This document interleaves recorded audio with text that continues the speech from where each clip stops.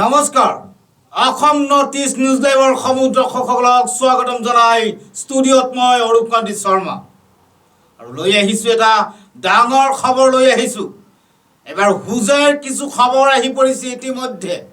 হোজাইৰ ৰাজহ চক্ৰৰ কিছু ঘটনা ইতিমধ্যে আমাৰ হাতত আহি পৰিছে। কি চলিছে হোজাইৰ ৰাজহ চক্ৰ কাৰ্যালয়ত সেই গোটেই খবৰটো আপোনালোকক জনাই আছোঁ। অসম নৰ্থ ইষ্ট নিউজ লাইভৰ সমূহ দৰ্শকসকলক জনাই আছোঁ। এবাৰ হোজাইত ৰাজহ চক্ৰ কাৰ্যালয়ত কি ঘটনা সংঘটিত হৈছে। পুনৰ হোজাই ৰাজহ চক্ৰৰ যি কাৰ্যালয় আছে সেই কাৰ্যালয়ত পুনৰ দালালৰ আগ্ৰাসন হৈছে নেকি? এটা ডাঙৰ প্ৰশ্ন উত্থাপিত হৈছে। এইবাৰ মই পুনৰ জনাই আছোঁ, হোজাই যি ৰাজহ চক্ৰ কাৰ্যালয় আছে সেই ৰাজহ চক্ৰ কাৰ্যালয়ত পুনৰ দালালৰ আগ্ৰাসন হৈছে নেকি?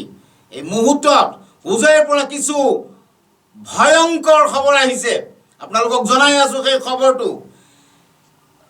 যিগৰাকী ব্যক্তিৰ নামত 11 বিঘা মাটি আছিল আৰু তেওঁৰ মৃত্যুৰ পিছতে সেই 11 বিঘা মাটিৰ পৰা সমানে ভাগ বাটোৰা নকৰাকৈ 3 বিঘা 2 কঠা মাটি সম্পূৰ্ণভাৱে মণ্ডলৰ লগত মিলি আত্মসাৎ কৰি পেলাইছে।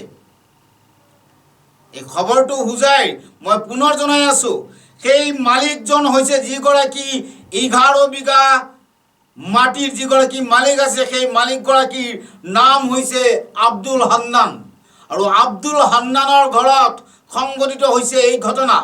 তেওঁৰ মৃত্যুৰ পিছতে তেওঁৰ যি সন্তান আছিল, তেওঁৰ কন্যা সন্তান আছে, তেওঁৰ ল'ৰা সন্তান আছে, তেওঁ পুত্ৰ সন্তান কন্যা সন্তানৰ সমানে বাটৰুৱা যি মাটি পাবলগীয়া হৈছিল ইয়াৰ পৰা বঞ্চিত কৰি চল চাটৰিৰে মণ্ডলৰ লগত মিলিছে। আৰু মণ্ডলৰ লগত কোন পুত্ৰ মিলিছে, মই সেইগৰাকী পুত্ৰৰ নাম ইতিমধ্যে উল্লেখ কৰিছোঁ। সেইগৰাকী পুত্ৰৰ নাম হৈছে আলকাছ উদ্দিন।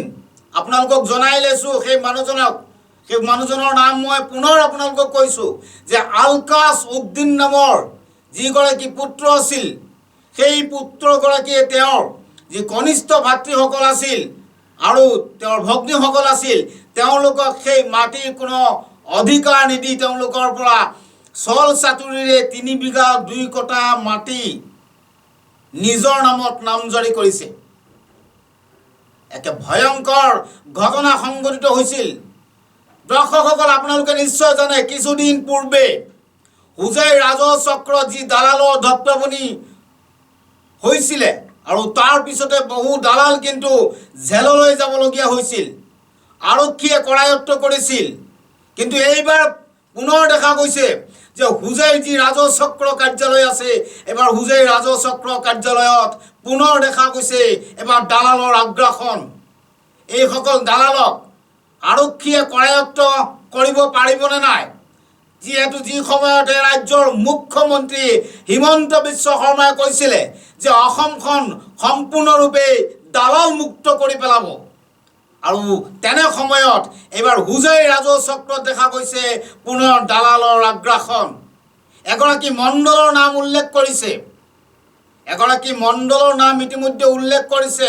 সেইগৰাকী মণ্ডলৰ লগত মিলিজুলি এই মাটিৰ নামজাৰিৰ কাৰ্যত লিপ্ত হৈছিলে সেইগৰাকী পুত্ৰ আলকাছ উদ্দিন।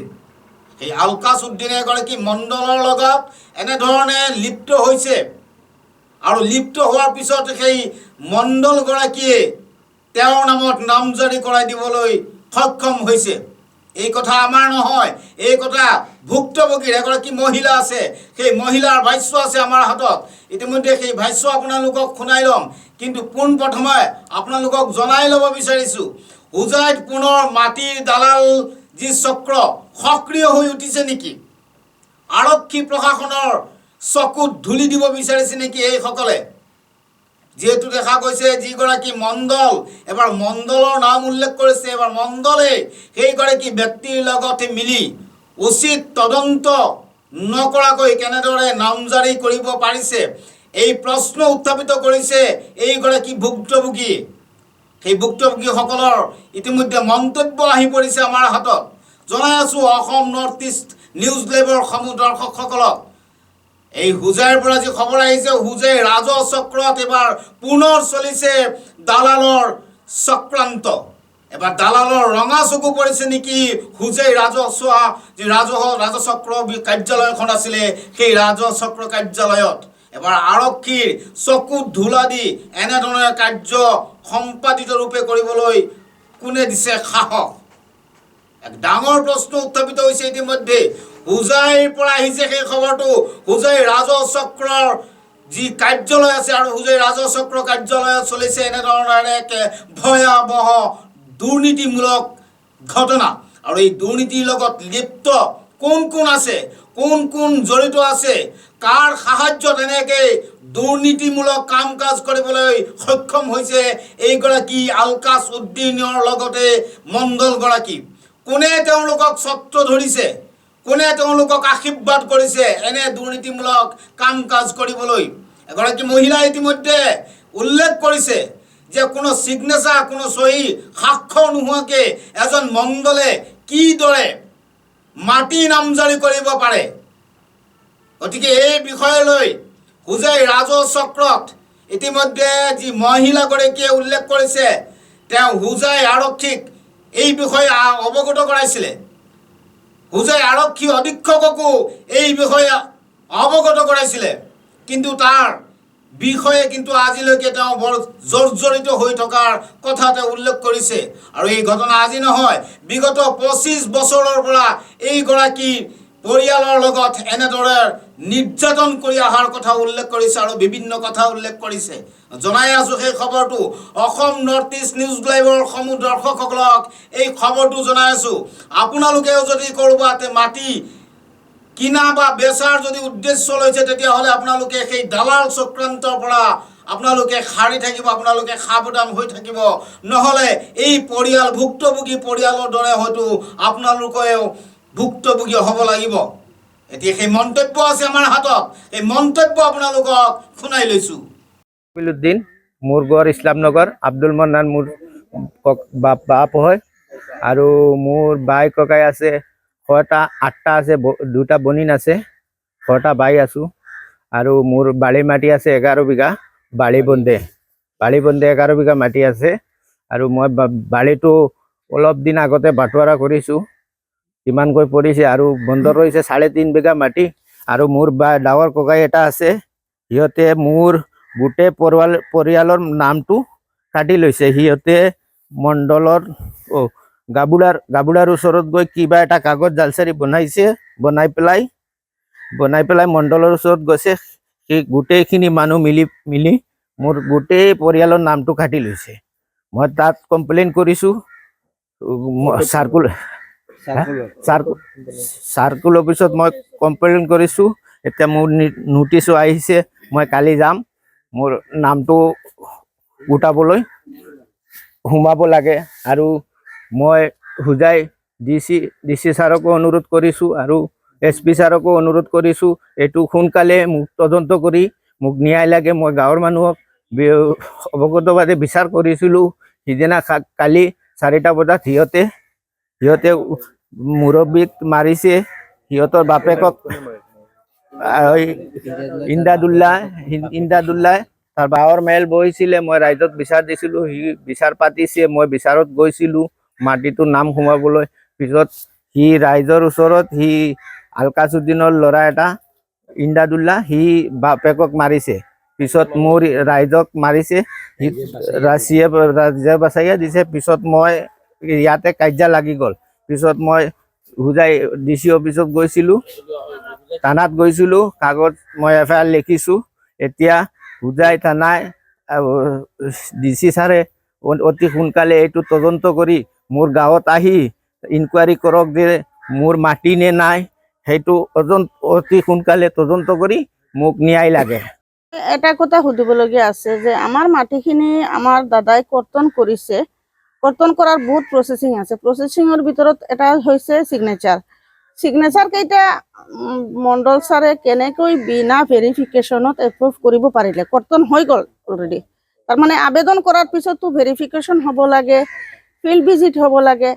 এইখিনি গোটেইখিনি নকৰি পেলাই ডিৰেক্ট মানে নাম কৰ্তন কৰা হ'ল। এইটো কেনেকে হ'ব পাৰিলে? এইটো তদন্ত কৰিবলৈ মই SP ছাৰক আৰু OC ছাৰক অনুৰোধ জনাইছো, কিয় এনেকে হ'ব পাৰো। আৰু এনেকে কৰি পেলাই আকৌ গৈ হুজাই কোৰ্টত গৈ পেলাই কেইছো দিলে আমি মাৰপিট কৰো। আমিতো কোনোদিনে মাৰপিট কৰিব যোৱা নাই।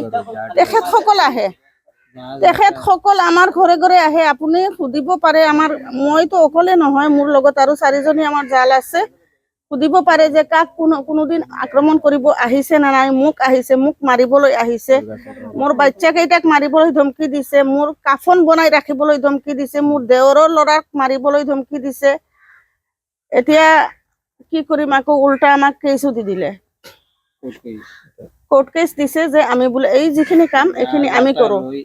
আমি দালৈ সিহঁতক মাৰিবলৈ যাওঁ, আমি সিহঁতক কেইছত ধমকি, আমিতো কেইছত যোৱাই নাই। এতিয়া জাষ্ট আমি উপায় নাপাই পেলাই কালি গৈছো। আহা নাই, কোনো আহা নাই, আমি গৈছো। আমি ভাগ্যক্ৰমে তিনালিৰ ল'ৰা এটাৰ হেৰিত কিবা ওলাই যে কাগজ ওলাই যে চাৰ্কুলত গৈছো, চাৰ্কুলত গৈছো। লাট মণ্ডল ছাৰক মই নৃত্য পৰমোচা ছাৰক কৈছো, নাই অফিচাৰক জনোৱা নাই।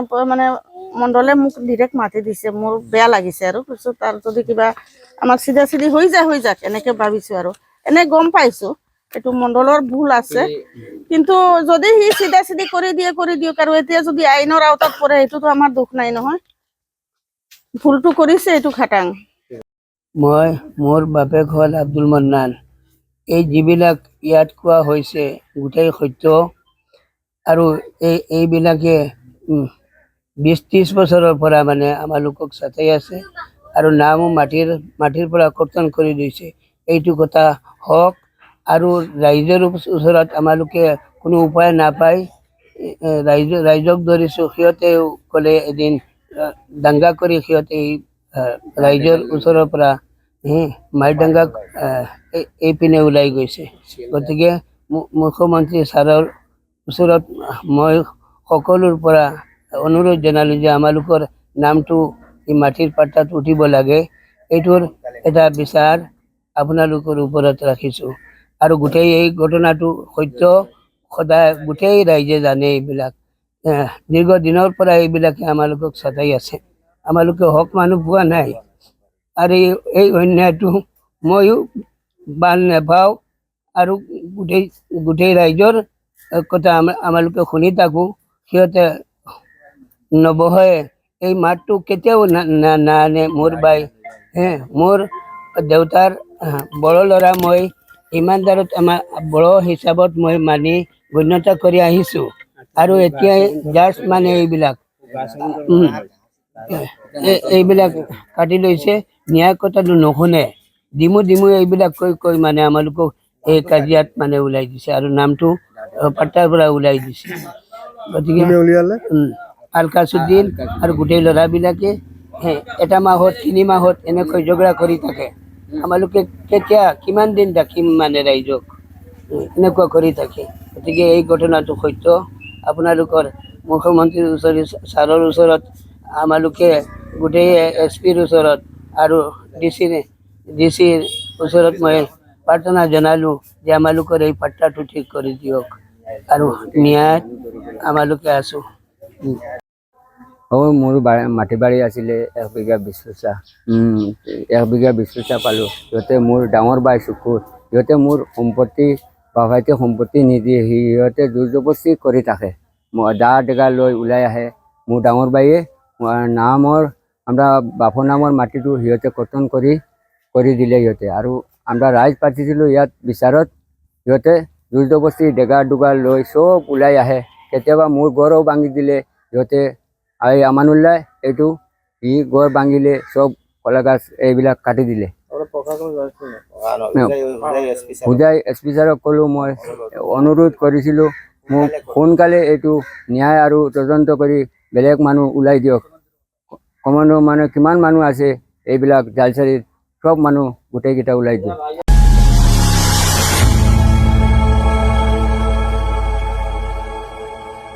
খবৰৰ আঁৰৰ খবৰ, ব্ৰেকিঙৰ হুলস্থুলৰ মাজত ৰৈ যোৱা সমাজৰ নেতিবাচক বহু খবৰ, ৰাজনীতিৰ পৰা সমাজ নীতিলৈ খেল জগতৰ পৰা কৃষি খণ্ডলৈ, ছবি জগতৰ পৰা সাহিত্য চৰ্চালৈ, বৰাক ব্ৰহ্মপুত্ৰৰ লগতে উত্তৰ পূবৰ সাতভনীক সামৰি অসমৰ সংবাদ জগতত নতুন সংযোজন Assam north east news live 24/7